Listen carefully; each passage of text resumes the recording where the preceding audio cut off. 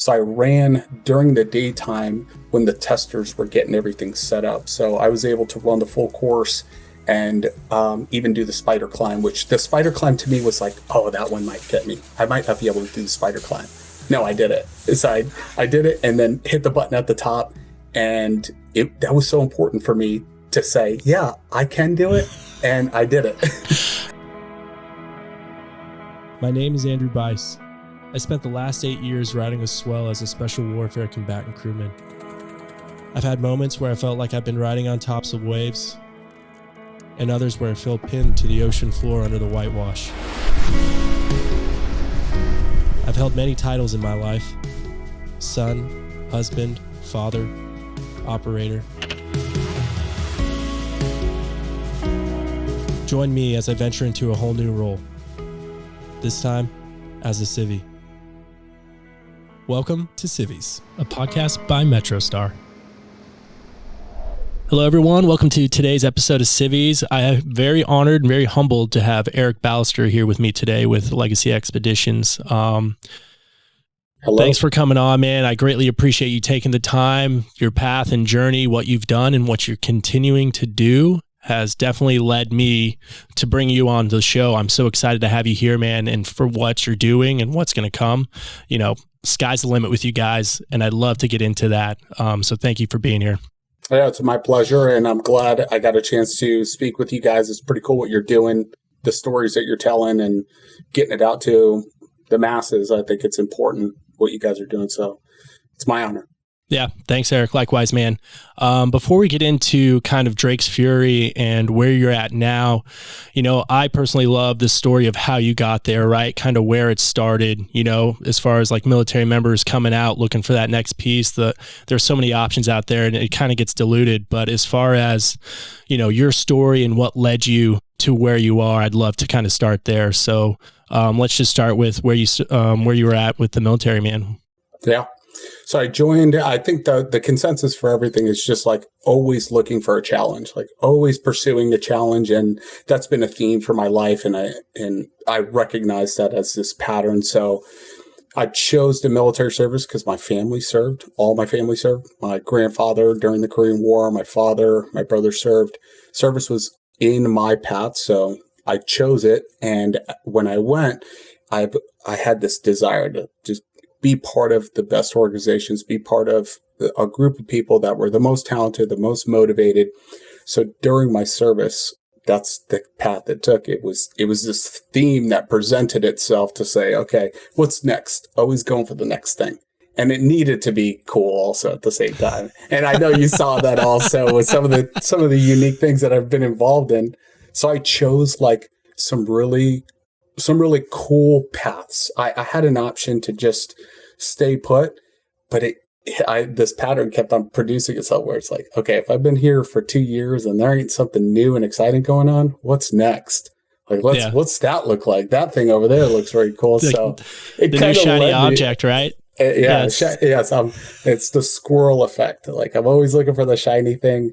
And if there's some sort of eliteness, you know, attached to being part of that, that's just more of an incentive. So that's the way my career took me. All 20 years, it was just what's next, what's next, what's next. And then having my eyes or my goal set on, you know, the best, wanting to be part of the best organization. And I made it there, or I felt like I made it there. And then I also got recognized as being the best at that location too. So when I was, you know, doing the job, I cared about it a lot and I got really good at it. And that's important for me. I need that little, you know, I need that feedback every so often. It doesn't need to be continuous, but somebody to say, hey, you're killing it. You're doing a great job. And it just lets me know, okay, I'm going to continue this pattern. And I've done that after I left, after 20 years of service in March of 2020, I've pursued my next thing using that same sort of process for challenge. You know, that's funny, Eric, because I think about like people who go through the soft community and make it through selection. They kind of all have that almost I don't know what you want to call it, resiliency ingrained in them to where, hey, I don't want to settle for anything. This is why I'm with the best, right? I want to push myself. So then when you're finding the next spot or you get to a spot, you're always looking to be, how can I be the best at this level? And how can I continue to grow to where, I find myself reaching higher, right? I'm always looking to improve, and I never want to essentially undercut myself and my potential and my possibilities. Yeah. So yeah, well said. Yeah, well said. And I think that's I hesitate saying that spec ops or anybody who goes through that process is, more disciplined, or the only person that is chasing something like that, because now I've recognized that people outside the special operations community have that same sort of fire burning, except they don't need, it to look specifically like this. But I will say within the special operations community, that is like a constant. You see that across the board. And that was important to me, to be around a bunch of people that are tough, they're disciplined, they are internally motivated by something. They won't settle for no. Like, that's really important for me. I'd like to know that the person to the left and the right of me isn't going to just accept, whatever the conditions are, whatever's happening in front of us, that they're going to say, well, okay, if nobody's done it before, or if this is not, if this is the typical approach, then we'll just let this happen. And that was so important for me to surround myself with a group of people like that, because that's how I live my life. There aren't a lot of things that are presented to me that go against the way that I'm perceiving it. If I'm perceiving something to be an opportunity for me, or this is the direction that I want to go, and somebody says, well, not really, that's not been done before, or no, I don't think that's a good idea. Chances are I'm going to go for it even harder than that. So to your point, I recognized a pattern there to say that surrounding myself with those people both brought out this performance in me. It got me to the next level because of the talent and the discipline for the people to the left and the right of me. But I also knew, like, at the end of the day, that's the type of person that I want to have next to me, especially under the worst possible situations, because it will happen. The worst possible situations are going to happen regardless of what profession you choose. But man, the people to the left and right of you, if you have an opportunity to affect that, who's to the left and the right of you, and selections are beautiful for that reason. Like, it is selecting people to where now there's a high probability that person is cut a certain way, or they have this pedigree to them. So that was another motivator for me to choose that path. And now that I'm out of the service, I'm looking for that again. And you find that there's a algorithm for it. If you realize that, you can easily replicate, that environment, if you will. And essentially what I'm alluding to is like a culture. You're looking for a culture of an organization. Yeah, no, I agree with that. In thinking through training or selection, I'll talk to some buddies and they'll bring up a story or like how something sucks so bad. And I'll be like, I don't even remember that piece. I just remember joking with my buddy to the right, I don't remember how bad it was. We were just looking out for the person to the left and right. Like he said, it's that culture. It's like, we're in this together and we're going to do this together. So, and another thing is, you don't need a cookie cutter answer for everything. You just need progress and movement. Like nothing has to be the same. I love that. That's great. I'm going to keep that one. That's for you, man. You don't need a cookie cutter. But that's what a lot of us think, especially when you're leaving the service, that it needs to look this exact way. It needs to fit in this cookie cutter mold. And it doesn't. What you need to do is you need to be able to recognize how and why certain pieces or ingredients fit into this particular situation. You don't need everything to be exact. It doesn't even need to be the same profession. And that's what it takes. Like, there's probably a certain time frame, 1.5 to 2 years. It takes that amount of time for you to be like, okay, I need to, not be so narrowly focused on whatever the job was that I was doing or the location. And even the individual, it doesn't have to be an individual. You need to open up that aperture a little bit and say, okay, I see where patterns are starting to pop up. I could see, reflect a little bit and see, this is the important piece. This is the ingredient that I've been chasing or that I'm fueled by. Yeah. And I think after transition comes, we talk about community and where that leads and the mission, and that shifts, right? You can still have those things, but you have to realize it's just going to look different. And then I think when people get there and it's not what it was, or it's different than what you had in your head, there's that freak out moment. And then, there's such a high turnover of whatever the first job you get after a year, which is fine because we're rediscovering ourselves, right? And if we change as time goes on, and so does the environment we're in. So I think with that, it's just taking that time piece and that self-reflection, which is very hard, and it's very hard, and people struggle with it, Yeah. So, but it's no different than also, the enemy. The enemy presents of the most challenge to the environment, but we forget that. We're like, oh, we plan and we train and we set conditions for every single operation that we do, and I think that's what makes special operations is great, is who they are in doing missions that aren't, it's not rocket science. We're doing regular missions, but our process to prepare for that, to prepare that mission to make it successful, the highest likelihood of success. And the enemy always throws a wrench in the plan. They're always doing enemy stuff. And it's like, okay, so is everything else in your life.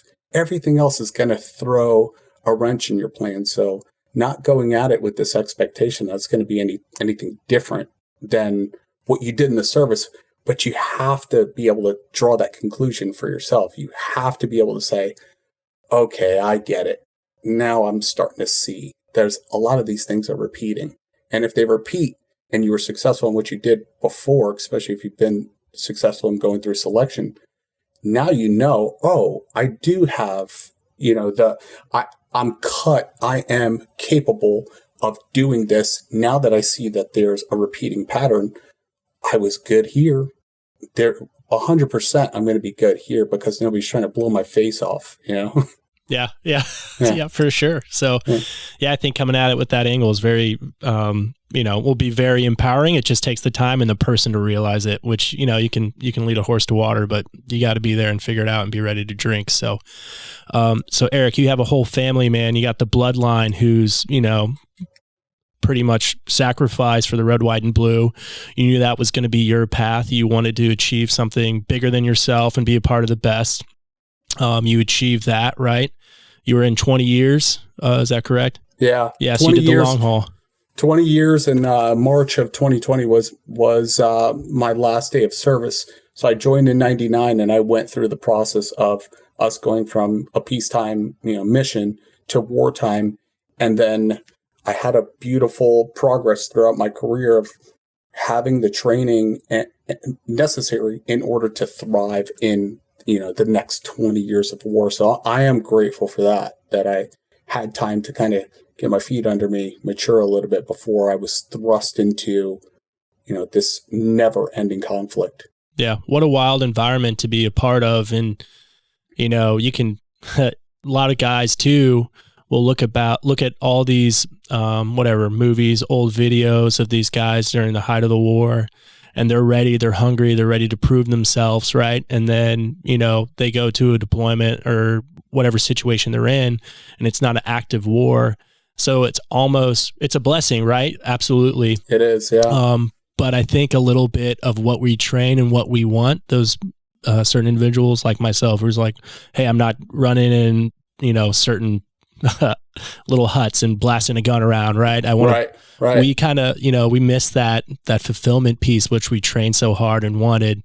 But as far as like, hey man, it's all part of timing and the political arena. So I think some people struggle with that too. And I think, that self-reflection piece, like, hey man, it's not on you.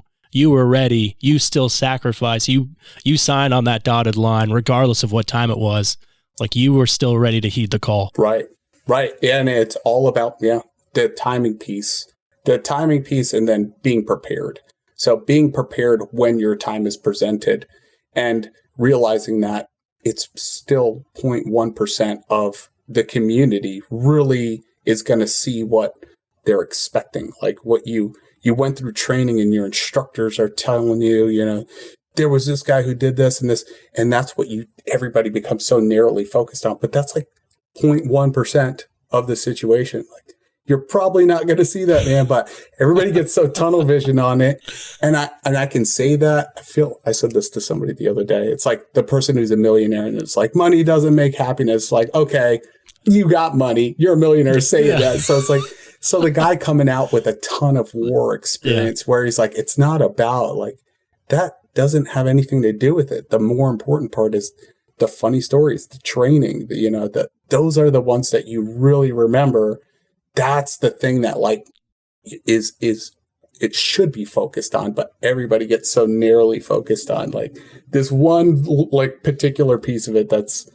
It rarely happens. Right. And then, they get bitter about it too. And then they, like, hey, dude, like just take a step back. You did something good. No matter where it got you, use it as experience, use it as a stepping stone, be thankful and just keep grinding, Yeah. Yeah. I love it. And it's very difficult for the guys that didn't get a chance to check that block. Like that's so difficult for them to take themselves away from it and say, okay, it's time for me to shift gears and go and make myself relevant in another profession. Because war, you cannot maintain that. Like people aren't good at staying at war their whole lives. Like it ain't, it ain't a profession, but you see people that are like, I'm just going to one more chance. Now I'll do contract. And it's like, all right, how much longer do you think this is going to last? But the people that are successful that make that transition out, the ones that say, okay, that was my time. And now here's the new thing. Here's what I know I could be good at now. And it doesn't have to have the physical and psychological impacts that profession has on you. Same thing with first responders. So you can tell people all the time, hey, this is a limited window. I'd advise you to start looking at something else, but they have to figure it out on their own. Yeah. Yeah. And Eric, so, as far as that transition for you, right? You cut ties with the military. What was the first stepping stone? Where did you find yourself right after that?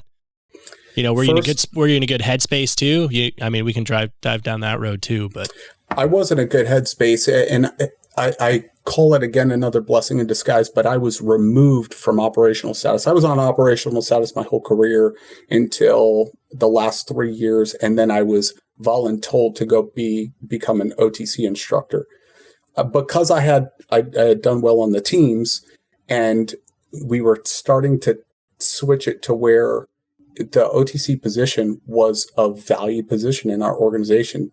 It wasn't like, hey, we're going to go put you in a staff position, or we're going to, you've been on team long enough. So I was taken off of operational status, and I was kicking and screaming. I was so upset. And I told my senior enlisted, like, no, that's not what I want to do. And he laughed at me. I walked into his office and I told him, I don't want to do it. And he's like, okay, you're going to do it. And I'm so grateful for it because it helped me shift that mentality to say my impact I can still have an impact and it could still be purposeful. You just have to do that little bit of shift in the way that you perceive things. And it was a forcing mechanism for me. It forced me to say my impact towards the mission and on the national mission or whatever we were doing, I can still have an impact. And this time it was an impact of preparing 30 guys every 10 months to take that position, to now fill that role. And I was so grateful for that. And it set me up perfectly to start pursuing something outside of the military, because I knew as soon as that decision was made, I no longer had control of my career. And I wanted control of my career. I wanted to be an operator. I wanted to continue to do the mission. And because that didn't happen, I'm like, okay, I no longer control this. So for this to continue on, which I thought it would, I thought I would stay there until they kicked me out because I was too damn old. It was so easy for me to be like, guy coming in, dude, just ready to go. Yeah, so it was a forcing mechanism, and it kind of set me up to start thinking, okay, what next? So now I started to pay attention to the next step. And what I did was I looked at some of my buddies that were getting out of the service, and I've done this my whole career. I've looked to somebody who could be a good mentor to me, or somebody who's achieving something that I want. And once I find those people, just looking at them and figuring out, okay, what are they doing? What did they do before they got to that position? So I found some mentors that were doing it either, some of them were choosing higher education, and some of them were going through transition programs to something other than just what the military provides you. So I pursued that, and I pursued it aggressively. And I went through, the Honor Foundation was one of them, was a great transition program. But I found a mentor, and that was Mike Sorelli, who started Legacy Expeditions, but he also started a transition program too that helped get me prepared for what's next. And then he was also pursuing his business degree, because I understood that you got to learn the language. Whatever the language is, you're going to have to learn it at some point. And an executive MBA was, like, to me, that was the best way to immerse myself into, the business, the private sector, build my business acumen, learn how they speak, learn what the mission is, also keep connection with a good mentor, somebody who's out doing something interesting that I would like to be part of, and just pursuing that aggressively, making that my mission. So I did that 1 year prior to me getting out of the military. I made it my mission, my goal, to find the next thing. And that was to become relevant in something else, and to not just default and go to contracting, unfortunately, is what a lot of the guys go to. And I didn't want anything to do with that. Yeah. So then you found yourself, I guess, immersed in this new world. What was that, and what led you to? So then you have, I guess, essentially, how long from when you got out, you got your new role? What led you down the path towards Legacy Expeditions, besides being connected with Mike, right? Who's obviously a great guy and someone you emulate. So, of course, we're going to naturally attach ourselves to good people. I think that happens no matter who you are, where you are. So then you get out, you find you're talking a language, you're there, and then where are you headed? Yeah, great question. And we kind of alluded to it before. It took that 1.5 to 2 year time frame of me being out and pursuing something, and then finding out right at like that 2 year mark, it became very clear to me what is the thing that is steering me towards what ended up being Legacy Expeditions, but not just Legacy Expeditions, but something of purpose. And that's what happened. It took about 2 years in order for me to be directed towards what my next purpose was. So when I first got out of the military, 2020, I purchased a business, I purchased a franchise, and it was completely outside of, whatever the industry was that I was in while I served. And I did that for the 2 years, and I was very aggressive about building this business. And it had nothing to do with service, being of service. There was a loose connection. It was still a service provider. You're providing some sort of service, but it wasn't the service that I was looking for. It wasn't the purposeful service. So after 2 years, it became evident to me.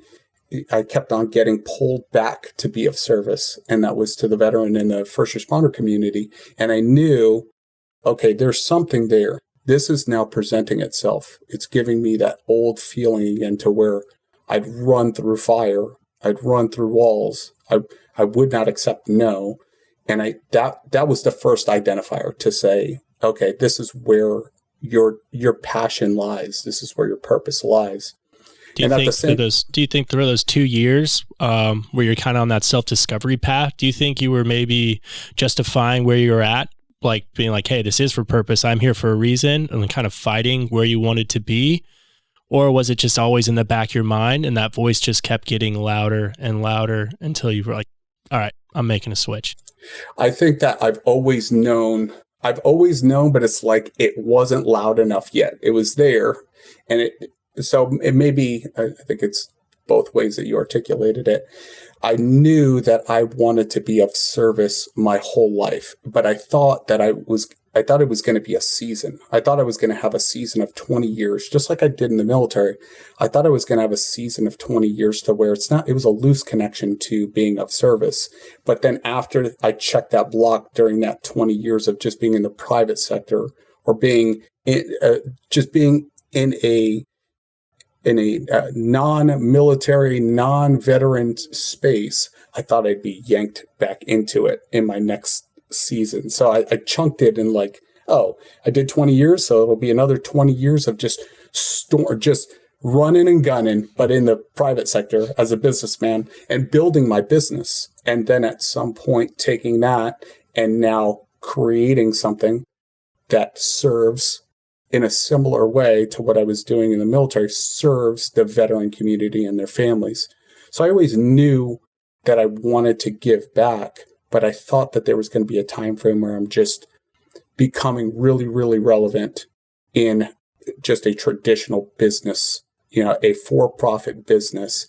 And it was at the 2-year mark roughly that as I was still helping veterans and first responders and volunteering for nonprofits, it became louder and louder and louder and louder and louder. And then at the same time, I was communicating with Mike, and that's when I was watching Mike and what he was doing.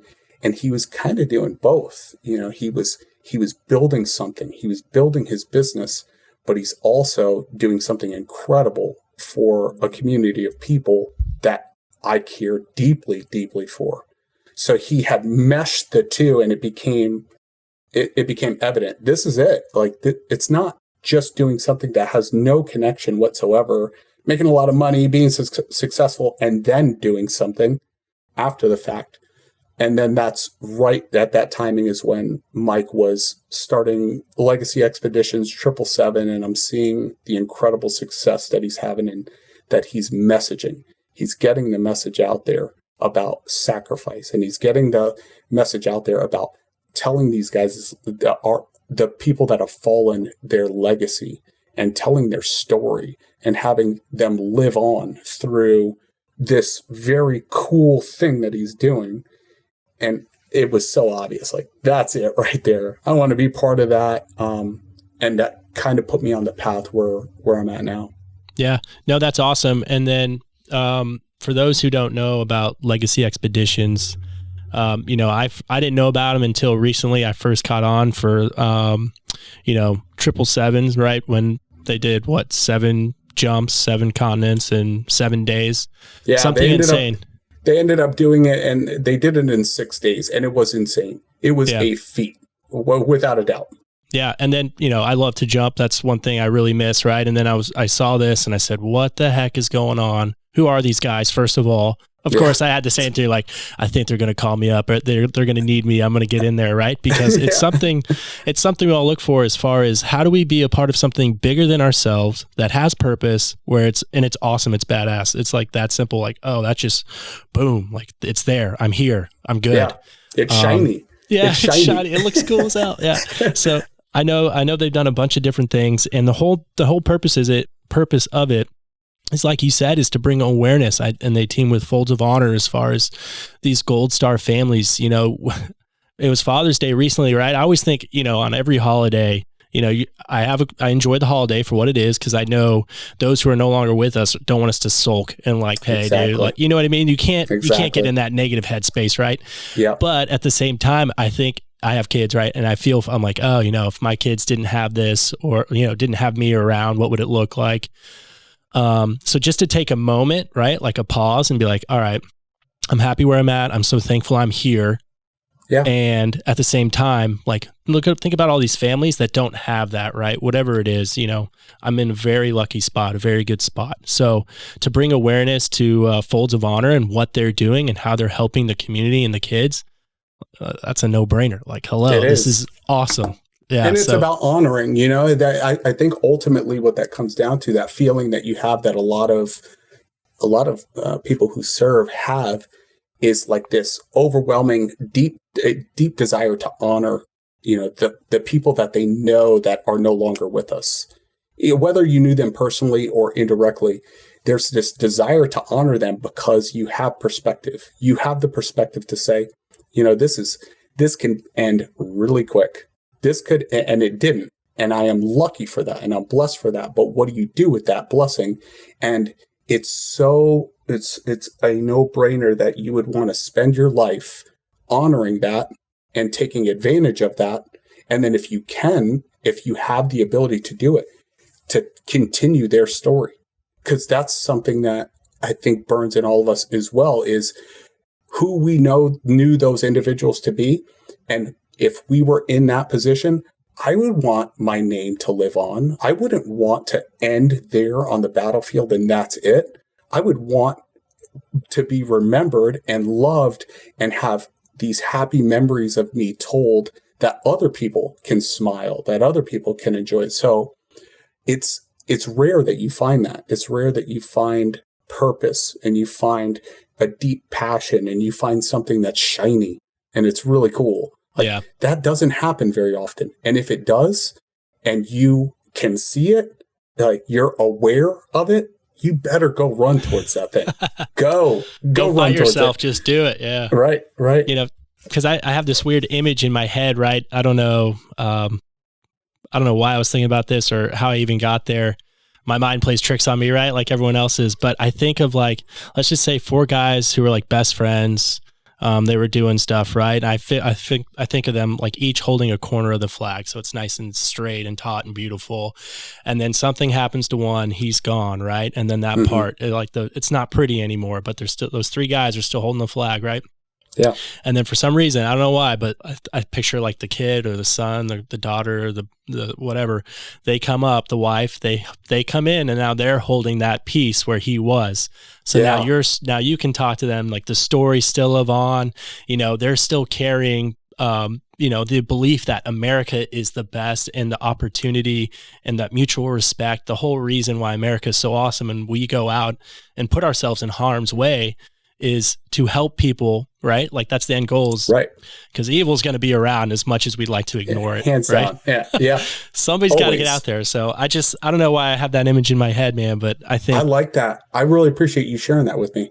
Yeah, that was just, I don't know why it came to me, but I figured like, hey, like even with Folds of Honor, they're holding that piece and now we're walking through life together. It doesn't stop, right? And then just make the best of everything and just keep it going, right? Because the last thing we want is essentially that flag just to fall on the ground and that's it. Right.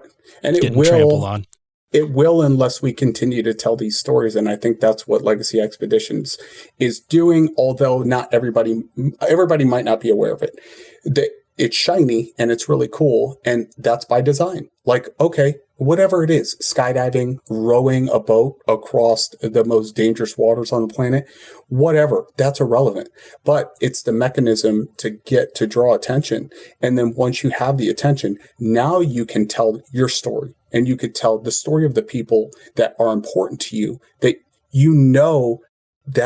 that's what you would want. That is, every warrior understands that. Like, now that you've got people's attention, now you can continue their legacy. You can continue their memory.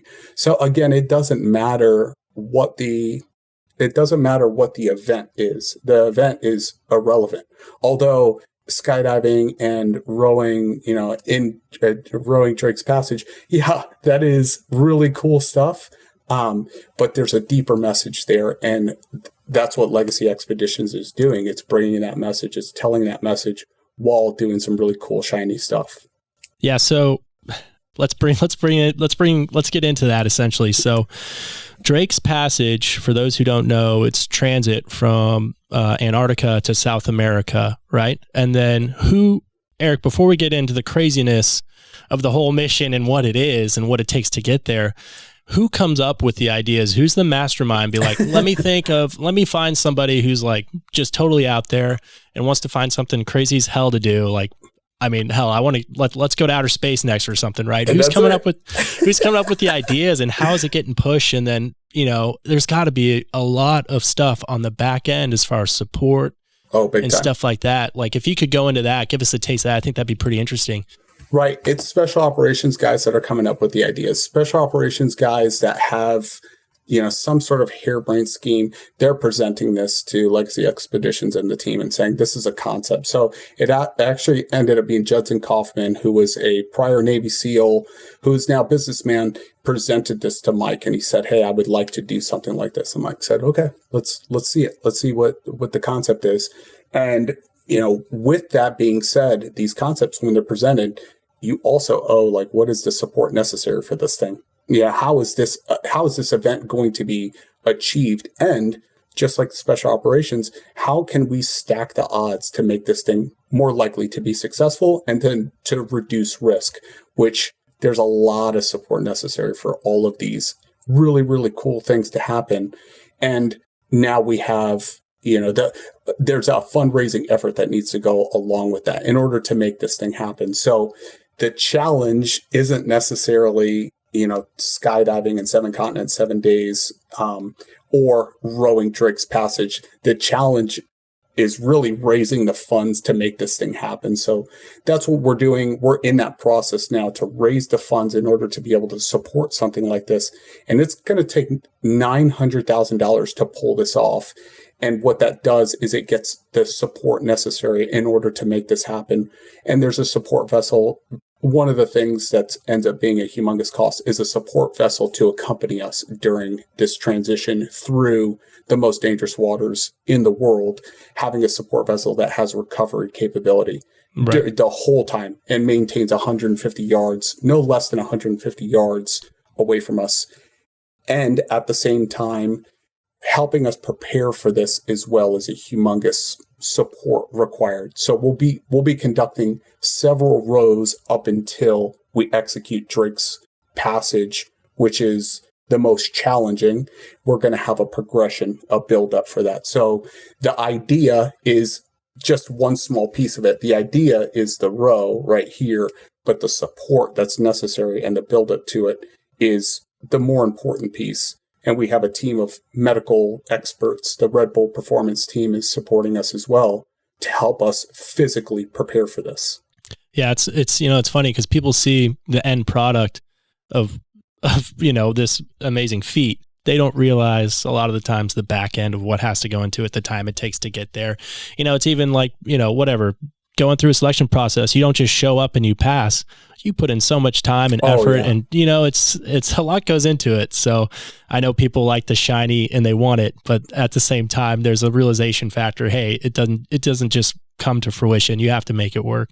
Good analogy. You're absolutely correct. The people see the cool, sexiness of the event, but they don't realize there is a ton of training. And when I say a ton, 2 hours a day of rowing in order to prepare the body physiologically to be able to do something like this is also necessary. So you're talking about a year, 2 years of rowing to make sure whenever this does actually happen that I'm capable of rowing continuously for up to 10 days straight, 90 minutes on, 90 minutes off. There's a lot that goes into making something like that happen. So you just touched on it a little bit, right? Let's start, Eric, let's just paint the picture of, Drake's Passage, right? Where is the starting point? So South America, the southern tip of South America. So that's the closest that we can get, and which ends up putting us roughly 600 miles away from Antarctica. So it'll be southeastern heading towards Antarctica, and we're fighting a little bit of a knot. We'll fight like a 10 degree knot the whole time that we're doing that.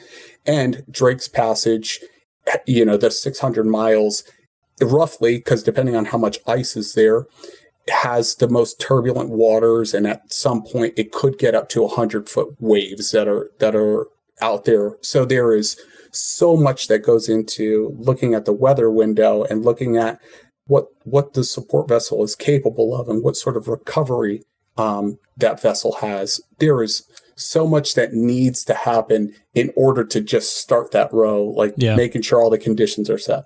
Right. I mean, I was looking at average temperatures of the waters down there, and it said like 26 to 41 degrees, which is cold. And I don't know if anyone, I've spent a lot of time on the water, but for those who've never been in the water, the most scared I have ever been is in the middle of the ocean during a heavy sea state.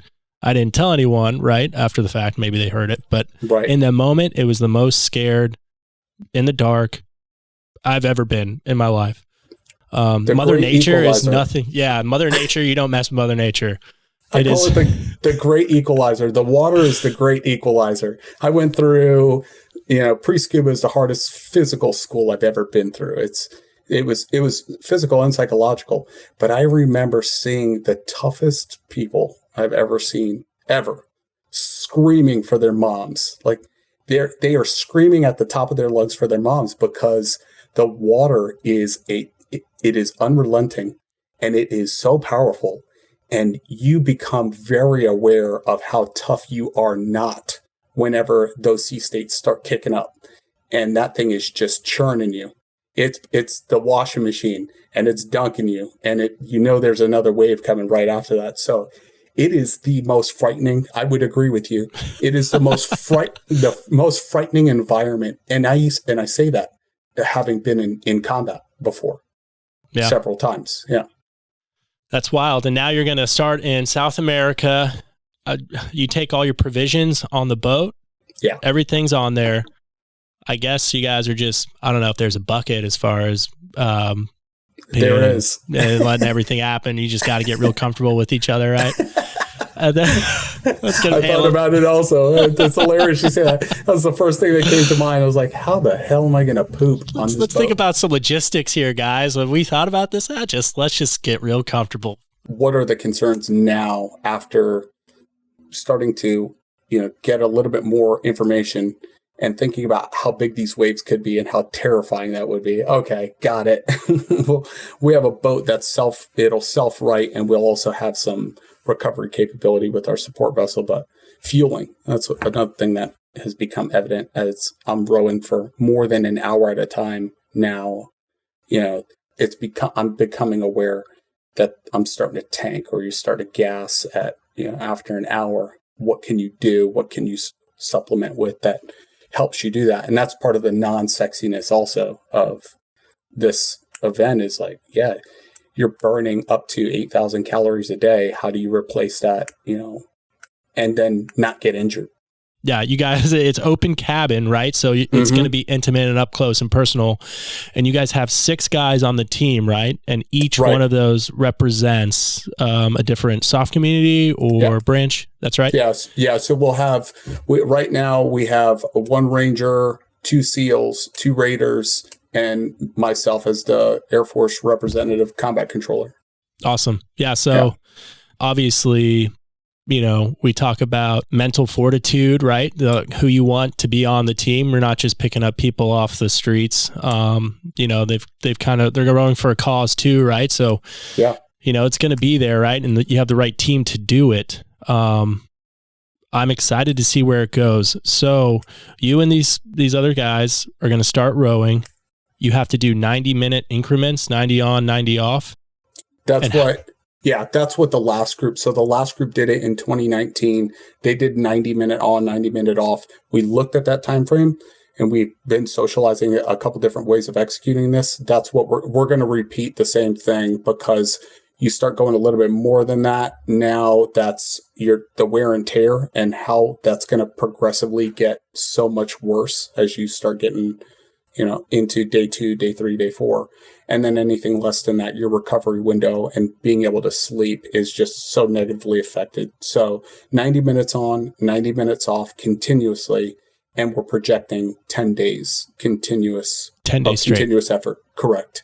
And then not leaving the vessel. So you're sleeping there's a front and the back end of the vessel itself that has a little cabin. So a sealable cabin. So there'll be 2 guys in one side and one guy on the other side at any given moment recovering.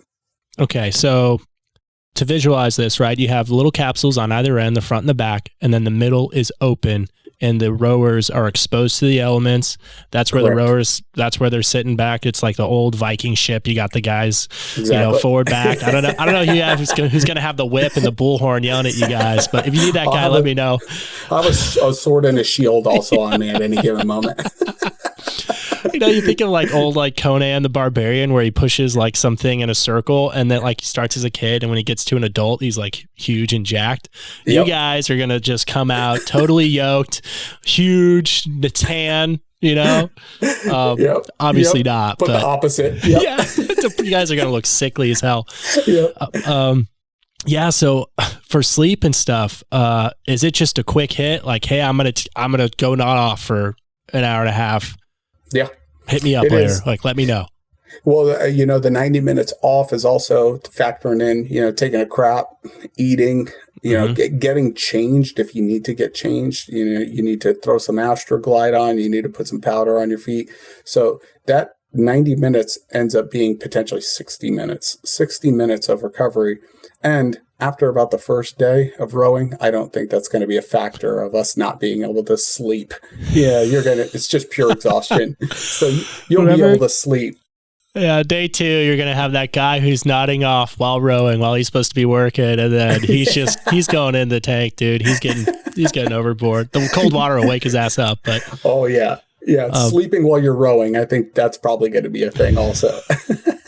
That is insane. That's awesome, though, to think about what you're willing to put yourself through and just get another taste. I always think about this, too, is even now that I'm out of the service, right, is like, where do I find another way to challenge myself physically and mentally, right? Because we're used to working at a higher operating tempo. Like I feel like currently I am complacent, like, and I'll do something in the gym where like, I know this is going to be hard. I'll max out or whatever in like 2 minutes. Then I'll say I have 3 more minutes of work.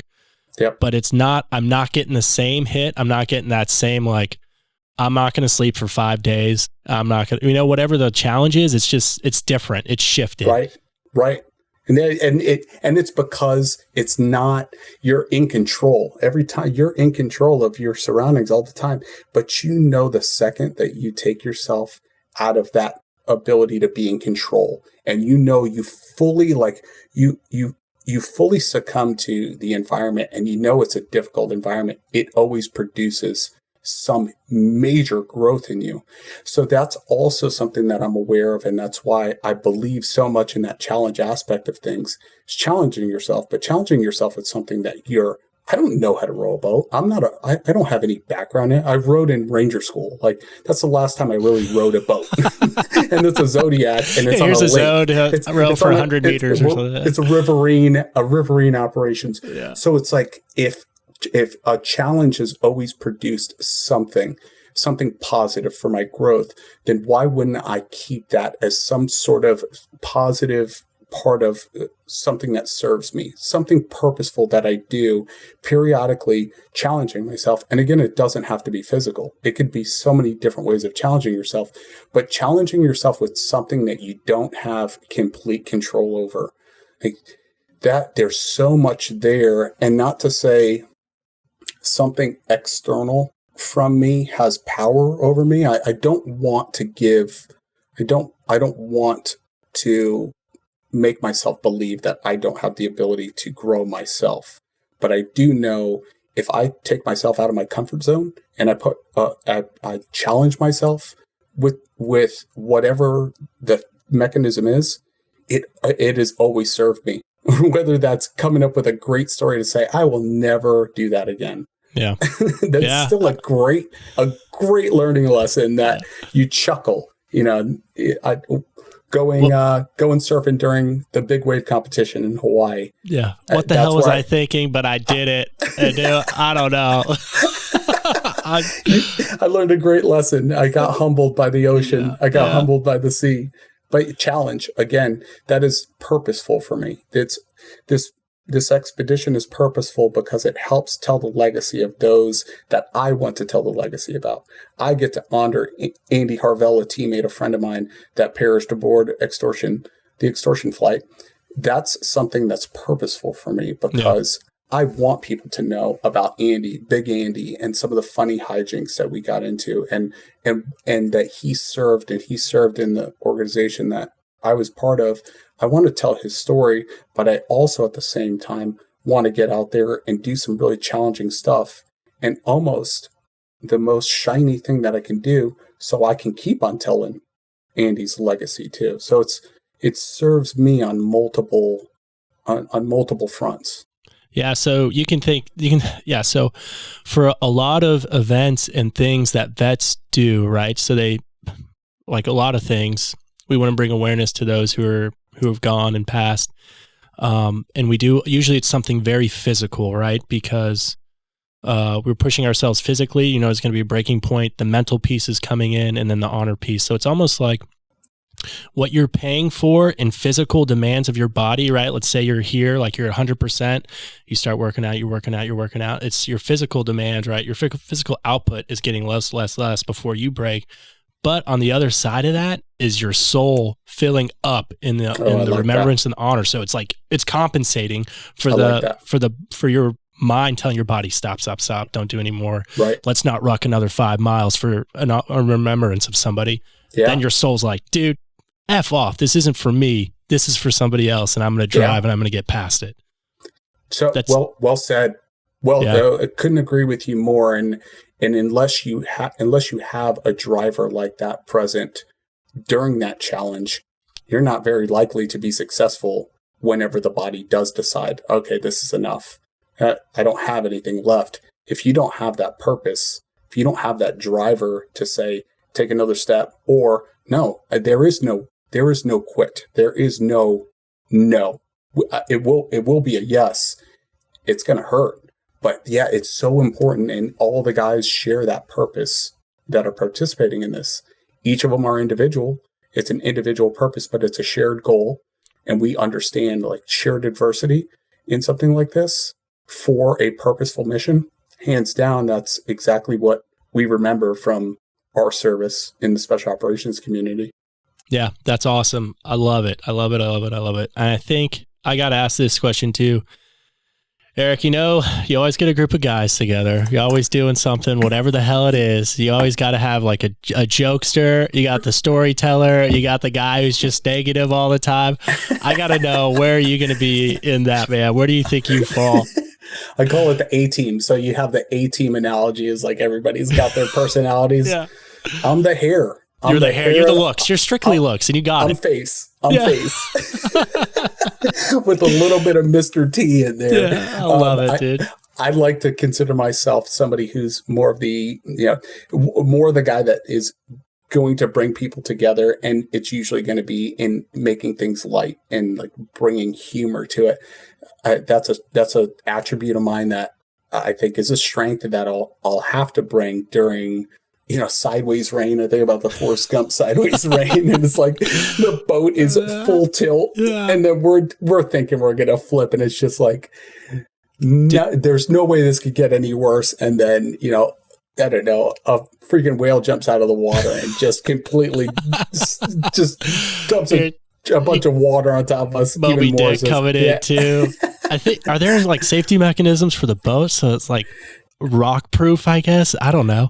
Is it just whatever happens? There is nothing that we can do about, the actual skin of the boat can get compromised. That could get compromised really, that is a big challenge for us. So any boat to boat potential, like the support vessel and us colliding, that's a humongous risk. So it's like, we have to be hyper aware of that. And then icebergs too. So, come on, Eric, dude. You start with, we're talking whales. Let's get rid of all the environmentals and just talk about 10 days of nonstop, no sleep, working, going. And now you're adding in all the externals as far as, are you kidding? Icebergs? Come on, man. What is this, Titanic? Icebergs can be a humongous issue for us if we're not. And then if it's rough sea states, like, we're bringing a spear gun though, so that'll be good. Cool. I was gonna say, because I see you watch all those old school movies like USS Enterprise or whatever, who got destroyed by sharks. And then they're on like some dudes on a life raft or something, but they're like fishing for survival. You guys are going to bring a spear gun out there too? We're bringing a spear gun, and we're bringing a desalinator too. This is a humongous issue for us, is the desalinators don't usually work in freezing temperatures. And we have to pick our own water. So it's the only way to drink salt water. It's the only way that you'll be able to drink salt water. So you're pulling the salt out of the salt water.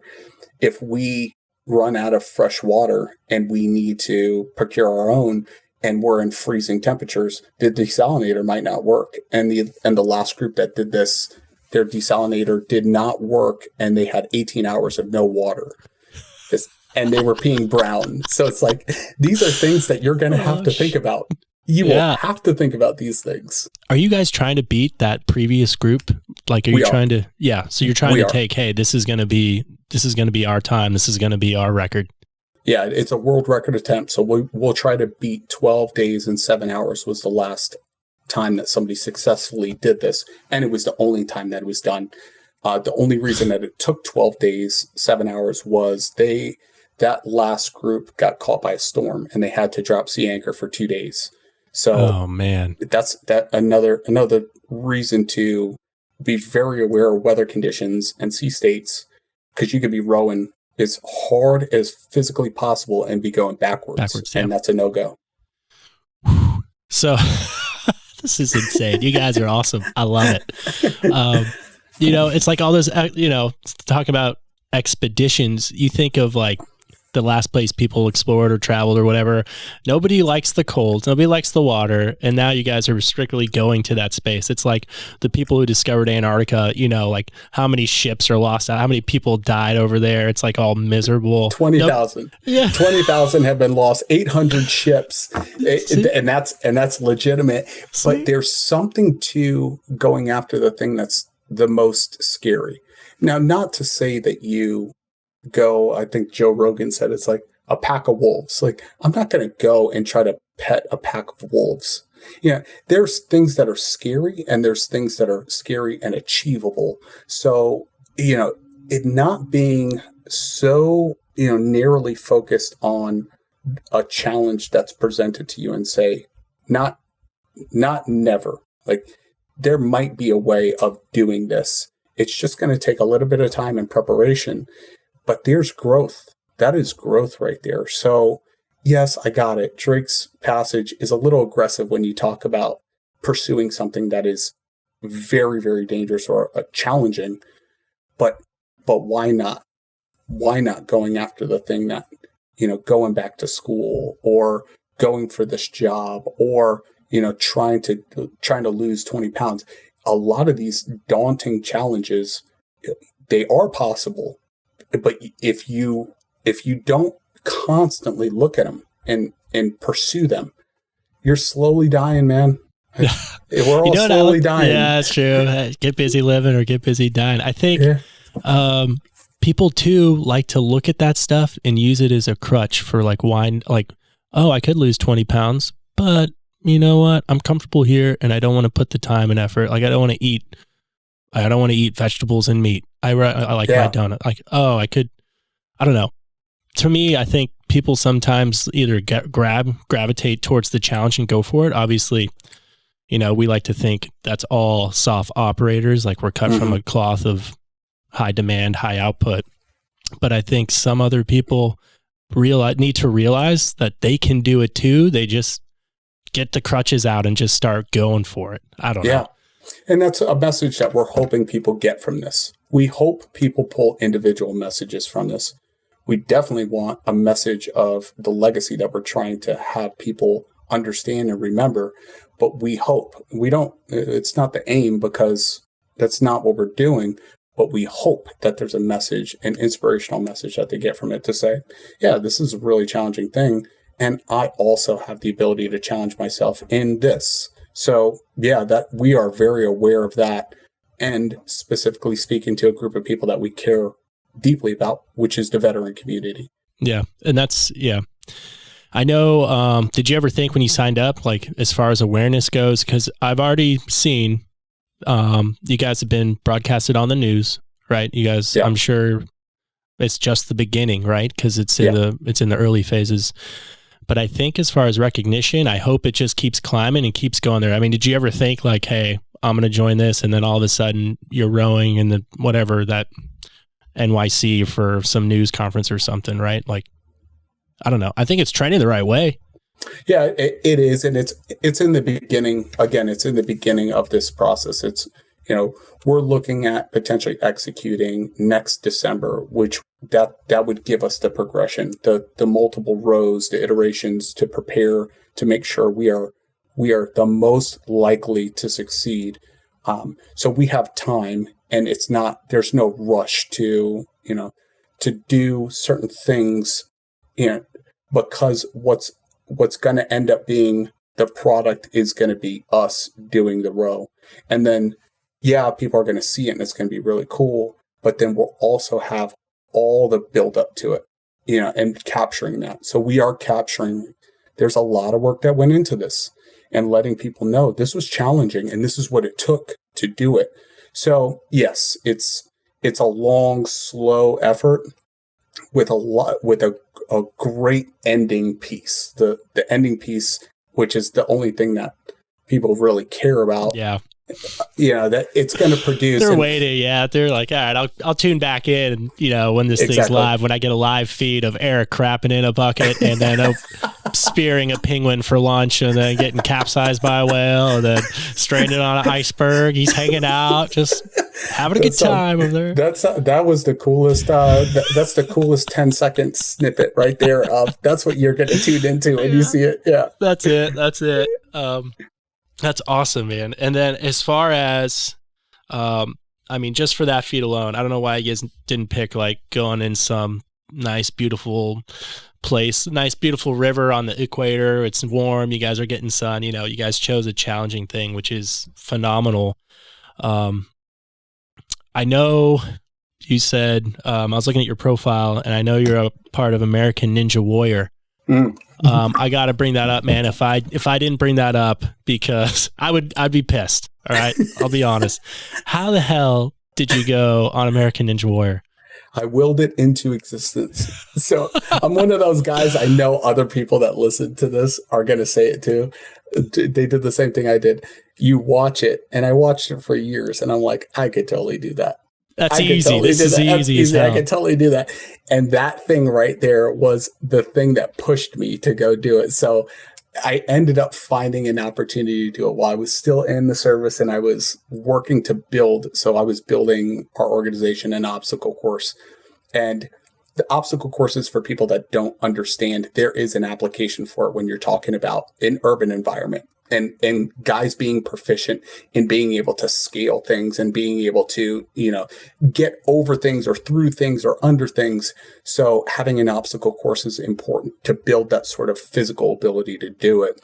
And specifically with American Ninja Warrior, they had the coolest, obstacle courses. So going directly to the person that produced it, that actually came up with the idea and was the person who constructed the American Ninja Warrior course, I was working with him and built an obstacle course with him, building something that made sense for us. Specific to the Air Force and the demands of that, right?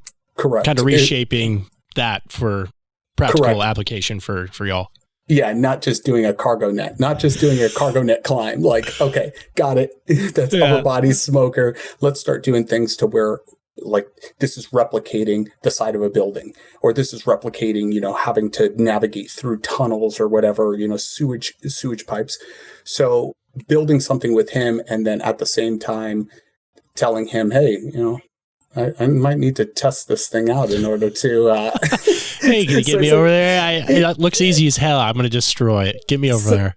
So he said, come on out. And I ran the Miami one and I destroyed it. So it was nice to be able to do something like that to validate, okay. Wait, did you hit the red button and smoke flew out and everything? Yeah. Yeah. Okay. So there was no smoke on it because it was during the daytime. They film at nighttime, and I wasn't legally allowed to release my name or whatever while I was still in doing it. So I ran during the daytime when the testers were getting everything set up. So I was able to run the full course and even do the spider climb, which the spider climb to me was like, oh, that one might get me. I might not be able to do the spider climb. No, I did it. So I did it and then hit the button at the top. And that was so important for me to say, yeah, I can do it. And I did it. You know what's going to happen now? Everyone who went there and failed, they're going to be like, nope, Eric's full of crap. No chance. There's no proof. There's nothing. I have This a video. guy's okay. There we go. I got the video. Yep. That's cool as hell. Like that's an experience too. You know, that's just another win. Yeah. You got, I don't know. You have anything else crazy as hell? I don't know. I got a couple of them. I did the DB Cooper jump. That was a pretty cool one. What's that? Jump out of a 727, an American Airlines 727. Sir, you have to sit down. The fasten your seatbelt on. No, just run out. Yeah, I think it was like a 13,000 foot free fall out of the air stairs out of the back of a 727. But I have these stories that I keep them with me. They're really important. It doesn't necessarily define me, but it's like I've done really cool stuff. I know I can still keep on doing really cool stuff, and I want that thing to stay alive in me. And they always make for great stories. You know, when you're hanging out with the boys or even the family as I'm getting older. Like, I got a 22-year-old son, and I periodically drop these things on him, and he's like, "Are you kidding me? What are you doing? What? You're gonna roll what?" Dude, he's walking home from school, and then you're like, "Hey son, how was school?" He's like, "It was good, Dad. I just whatever." I guess he's 22 now, so I don't know if he's in college or he's just coming home from eating a burger, and you're like, "Oh, guess what? You know, sitting down at the table. I'm gonna roast some. I'm gonna go hang out in Antarctica. I'm gonna go jump out of 747." He's like, the conversations are hilarious. His response to them, he's like, why? That's what he tells me. Why? Why are you doing this? First question, why, Dad? That's cool. You're dude. I think about this too, is you're going to be like 60 years old and you're still going to be going full throttle. Maybe not to, I don't know, whatever else you can do. But there's still going to be something you can do even when you're 60, and you'll be like, hands down. You're gonna come in with a walker, and your son's gonna be like, "Guess what, son? Guess what I did today." I was just talking to a friend. He's 70. I think he's 78 years old, and he's been the first person to do the Challenger Deep, and he did the highest skydive. He is the oldest person to do both of those, and there's something there. You know, again, it goes back to that pattern, and his purpose was the same thing. It was to raise awareness for cancer, that his wife had passed, and he chose to use that mechanism to bring awareness and raise money, and he donated $6 million to the cause. So it's like, wonderful. Yeah, I see these people doing these things, and they're doing them for a reason. Like, you see these really cool things that people are doing, and the reasons behind them is they're noteworthy. Yeah, and they should be. I mean, you can think about what should be focused on and what should be tuned in on from the American public or anyone. And a lot of it just gets sifted out, and you're like, why is whatever important? Shouldn't we be looking at something else? So I'm very grateful that there's people out there such as yourself who are willing to push themselves and put themselves paint themselves in such a light to where it draws other attention and eyes on to what they're doing for that cause, whatever it is that's going to bring more awareness and help more people. Yeah. Yeah. You're like an angel. I'll just say it. You're like an angel just emitting light of wonderful and greatness. Yeah, with this hair. I get it, man. They look like Eric wings. Coming in. Yeah. This guy's got a mustache. Can I get a different angel, please? Anyone else? I love it, man.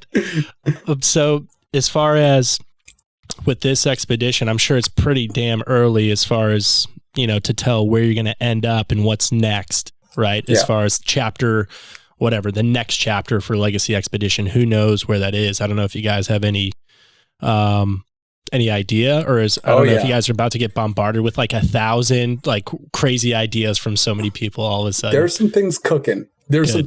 I'll tell people if they want to, you know, follow what's going on and on all the social media handles, but legacyexpeditions.net is where they can find out more information on what's going on with Drake's Fury and with 777. 777 is finishing up their post-production for the documentary. that will show like the build up to it and not just the cool part of it. So it's Legacy Expeditions, LEGACY Expeditions, EXPEDITIONS.net is where they can follow all the cool stuff that's being developed. There are some really cool ideas being presented for what's next. What's the next thing? And building this model to say, yeah, we're doing this, we're doing it well. And let me tell you, there's the support side of it is really, really cool as well. Seeing the support that goes into it. And if anybody's interested in supporting us, in supporting the actual row itself, that's Legacy, LEGACYFOH. That's Folds of Honor. LegacyFOH.givesmart.com is a way that they can support us. Go there, drop some cash on there, help us do something really hard, but do it. It's hard, but it's also to show that other people can do it as well. That the veteran community that's out there and they're watching and they might be struggling. They might be struggling with their individual challenges. They could do it as well. And watch 6 guys do something pretty incredible. Yeah, no, I hope people get in there and help out, because it is such a worthy cause and it's worthy people doing it, U6, and of course the support team as well. You know, kudos to them and making things happen. And I know the vet community is very strong and we often lean on one another.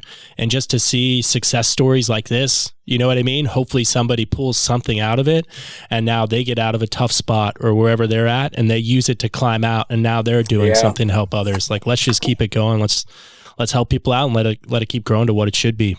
Yeah, perfectly said. You know, we want people to feel like the people that they're watching, the guys that are on this thing, it's them. You know, we're the same people.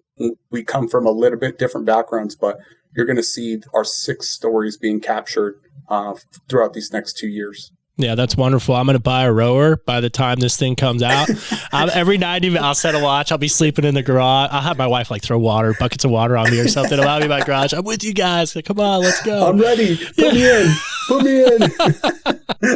No, I love it. Yeah, that's awesome, man. That's so great. And I'm stoked for you guys. And I'm excited for the story that's going to come and what we're all going to see. It's going to open some eyes to some awesome stuff. It will cool. For sure. Awesome, Eric. Thanks for your time today, man. Greatly appreciated. I can't thank you enough for what you guys are doing and what's going to come next. I'm excited to see where it goes. Thanks a lot. Thanks for having me. This is awesome. Awesome. Civvies is proudly brought to you by producer and sponsor MetroStar, a global digital services and solutions provider. Life transitions are hard without the pressure of finding a new job. Veterans at MetroStar have built a close-knit group within the organization and are eager to help you on your new path. To explore career opportunities and life at MetroStar, visit metrostar.com/veterans. We'll link that and other career pages in the show notes.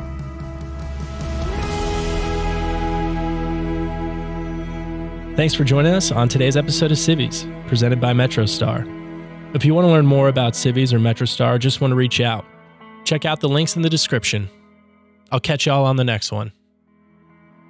I can see Eric's beautiful mustache a little bit more. Thank you very much. That's a lot of hard work to make that thing happen, man. Yeah, of course, especially with a wife. I'm joking, I think if I shave it now, she'll be more upset if I shave it now. Yeah, she's gotten over it. Yeah.